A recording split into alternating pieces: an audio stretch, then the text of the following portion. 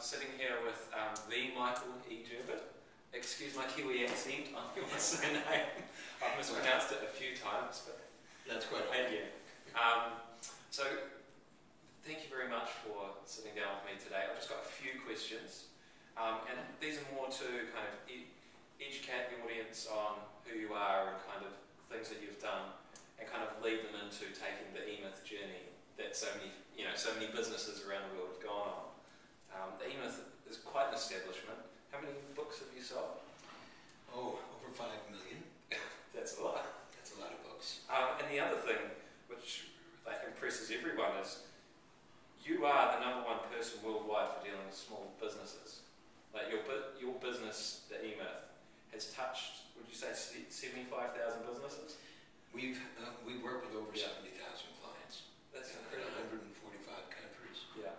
And it's taught in 118 universities. 118. And it's published in 129 languages. 129? No, 29 languages. Oh, 29. I'm sorry about that. 29. That was excessive. Hey, we'll take it. So just one question that I was discussing earlier is 75,000 businesses. What would be the most obscure business that you've personally worked with, like that has really stuck out in your mind? Because I'm constantly surprised that there's a business in this area or a business in that area. I just found out a few months ago there's a big business in selling replacement projector lamps. Yeah. So, in your experience, what would be the most obscure? Well, I don't, the problem is I never think of them that way. Okay. I never think of them as obscure, but that's weird. They sell a surprise? replacement for a prosthetic for the large right toe. Yeah. That would be the most. Yeah, but I never did that. Yeah. But you understand. But I could do that. Yeah. Because the fact of the matter is, what they do has never been important. Yeah. They're a proctologist. Yeah. What he does is not important to us. Yeah. That he understands the difference between doing it, and creating a practice that can do that with great expertise without it depending upon the proctologist himself. Now that's a magical occurrence. So, just on that note, so there's a bit of a leading question. Yes. How can someone that has a relatively ad hoc business take themselves from that position to having an eMyth systemized business? And what does that mean for the owner? Well, first of all, you have to understand that everybody has an ad hoc business. Yeah. So I've never met any business that was anything other than ad hoc. Yeah. I said earlier that we fix broken businesses. That's the business eMyth is in. Yeah. We fix broken businesses, and they're broken because they're ad hoc. Yeah. So every single business we've ever worked with, of the 75,000, or if it were 50 million, every single one of them are ad hoc. Yeah. Stuff gets put together in whatever way it gets put together, and it has no true form that is scalable. Yeah. So what has to happen at the beginning for them to turn an ad hoc business into a not ad hoc business is to begin it all over again. So they have to start anew. I say with a blank piece of paper and beginner's mind. Yeah. So we're going to start your company all over again. From the very beginning, by asking the very first questions you should have asked before you ever started your company. Yeah. And in the process, we're going to discover something waiting there. Yeah. That's just dying to be done. But it's never been done by anybody else. That's the promise. That's the premise. And anyone can do it. Yeah. In terms of, on that note, what is a dream and how do you make a dream a reality? Well, in terms business. Okay. Well, in terms of eMyth, in terms of the dreaming world, in terms of the work that I do, a dream is a great result. And so a great result is simply that thing I want to have happen in the world as a consequence of me pursuing it. And so that great result might be like Muhammad Yunus's great result at Grameen Bank. He sees the eradication of poverty worldwide by 2050. Now, he sees that. He truly believes that. He truly can imagine that you could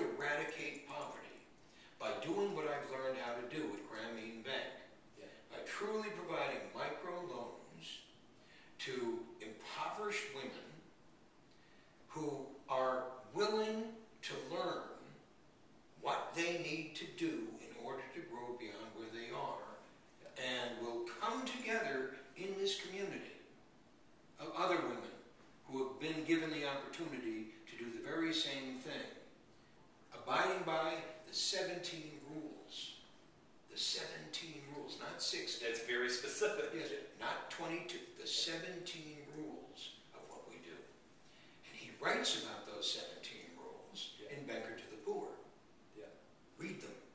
And when you read them, you get it. When you get it, you say, oh, that makes sense. Yeah. And then you suddenly realize that a dream is something enormously significant that's going to happen to someone else, not to me. Meaning, it's not my impoverishment that I'm creating a company to solve. Yeah. It's her impoverishment that I'm creating a company to solve. Yeah. And then you begin to see that a dream is impersonal. It's not personal. Yeah. It's not about having my name Trump on a Trump building. It's not about, you understand? Yeah. Just see it blown up beyond life. Right. Trump is God to Donald Trump. This has nothing to do with that. This has to do with truly inventing a company that has meaning, and the dream is at the heart of it. On that note, what would you say is an authentic company? This is something you touched on today. What would I say? Is an authentic company?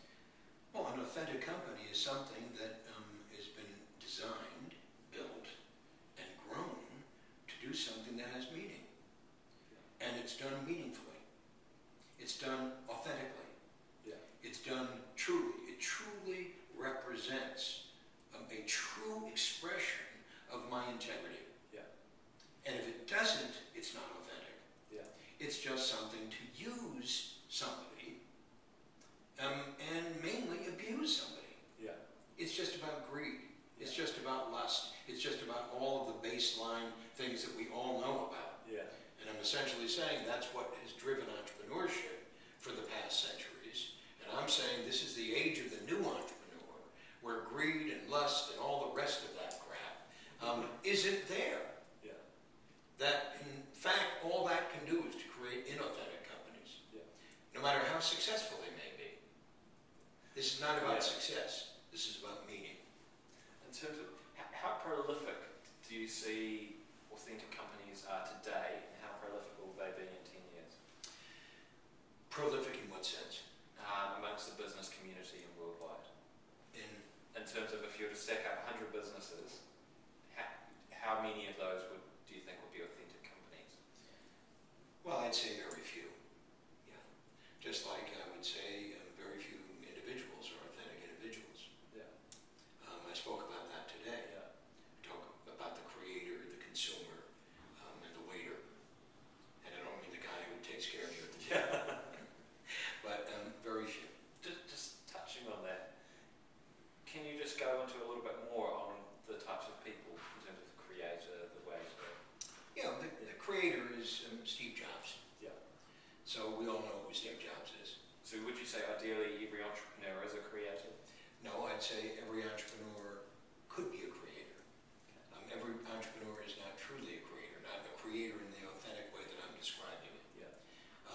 Steve Jobs started with the intention of doing something outrageous. He intended to bring a computer to every human being on Earth. Yeah. He intended to democratize computing. Well, that was impossible. Just ask IBM. Yeah. I mean, that's ridiculous. It's absurd in the face of it, because the computer is huge, right? Yeah. Well, but Steve Jobs and Wozniak didn't see it that way. Yeah. So they were revolutionaries. Yeah. And creators are revolutionaries. Just like the founding of the United States of America, they were revolutionaries. The founders were absolute revolutionaries. They created a country unlike any other country on the face of the earth. Now, that the country has not followed that path goes without saying. But it could very easily repeat that path and go back and start all over again. Just like everybody who you meet out here in this meeting. Yeah. We can all do that. Yeah. In terms of what has Steve Jobs discovered, and I think you touched someone from being a Steve Jobs? Well, Steve Jobs believes in only one thing, and he believes in creating. Yeah. Steve Jobs was born to create. Steve Jobs lives to create. Steve Jobs loves to create. He's obsessed with creating. So to Steve Jobs, it's NewCo forever. Yeah. And so you see what happened to Apple over the past 10 years. Yeah. It's gone from an also-ran company, despite how much it's loved, despite how many people identify with its product. It went from a tiny company, truly, in the scale of things. Microsoft was the behemoth. Yeah. Today, Apple is the second largest company in the United States, next to Exxon. That's incredible. Think about that. Yeah.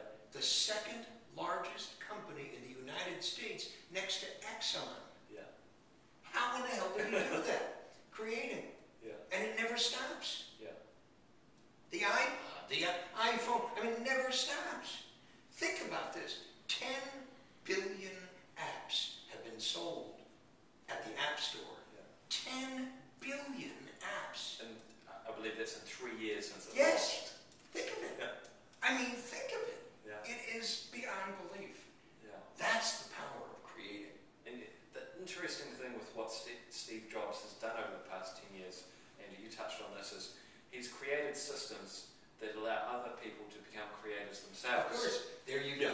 That's what I hope to do. That's what we've been doing with eMyth. Yeah. We've created a system that enables other people to be creators themselves. We didn't create a lockstep for other people to get into.